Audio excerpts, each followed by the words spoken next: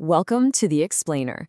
Today, we're tearing apart a seriously creepy Bengali horror story called Gopan Sadhana, which means the secret ritual. This thing is an absolute masterclass in building suspense, and we're going to break down exactly how it gets under your skin and creates this feeling of pure, suffocating dread. Okay, let's just dive right in with a line that perfectly sets the stage. This tells you everything you need to know. This isn't about some happy trip down memory lane. It suggests the past itself has become this predatory thing, just lurking in the shadows. It's the first major warning sign that this homecoming is going to be anything but welcoming. So our story kicks off with our main character, a guy named Harris.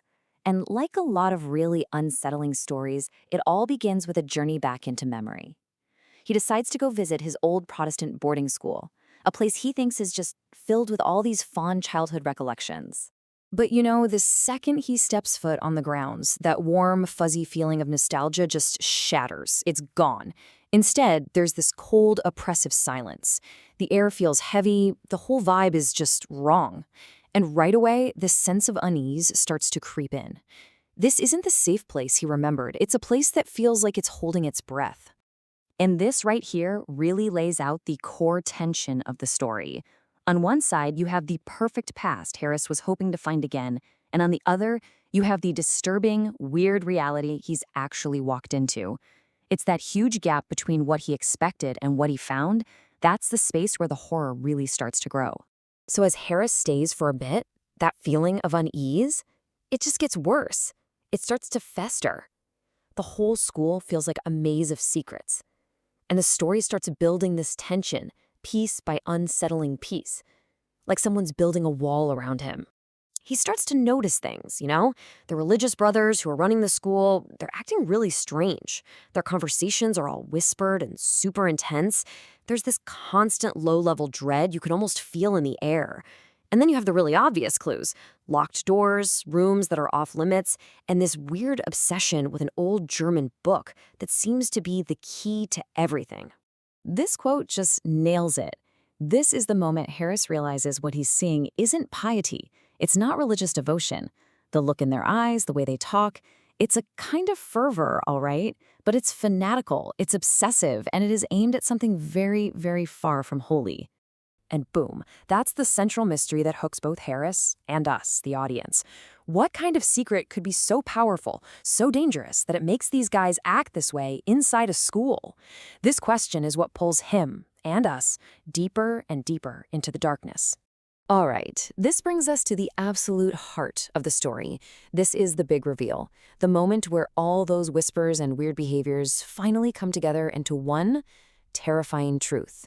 Harris discovers what they're up to, the Gopan Sadhana, the secret ritual. You know what makes this so creepy? It's how methodical it all is. It's not chaotic, it's precise, almost like a science experiment. And that step-by-step process makes the whole supernatural thing feel chillingly real. It grounds the terror in these specific, terrifying steps designed to call up some ancient power. And this is their goal. All the secrecy, the studying, the crazy devotion, it's all been to contact this entity, Asmodeus, a seriously powerful king of demons. So, yeah, they aren't praying to God. They're actively trying to open a door for one of hell's most notorious rulers. And now we hit the climax. The ritual actually works. But the way it succeeds is so much more horrifying than any of them could have possibly imagined. Harris is hiding in the shadows, watching all of this, and he witnesses the absolute unthinkable.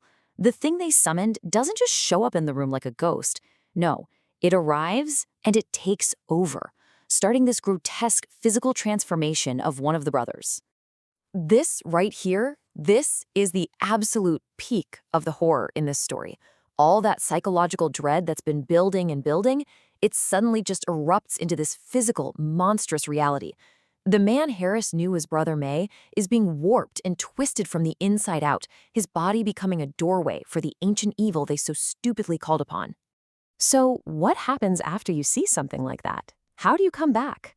Well, Harris manages to escape the school. He gets away with his life. But the real horror isn't what he left behind, it's what he took with him. That experience leaves this permanent scar right on his soul. This comparison just shows the tragic final truth for Harris. The place he remembered as being all about innocence and safety was actually a stage for this ancient predatory evil. His past wasn't just gone, it was corrupted, poisoned by the awful truth he dug up. And this is the truly chilling part. He got away physically, but in his mind, he never, ever left that room. That's what makes for such good psychological horror. The terror follows him, it's always there in his life, proving that the deepest nightmares are always the ones we carry inside of us. And this is it. This is the final, unsettling question that the story just leaves hanging in the air.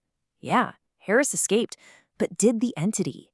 After using a human being as a doorway, was it really sent back?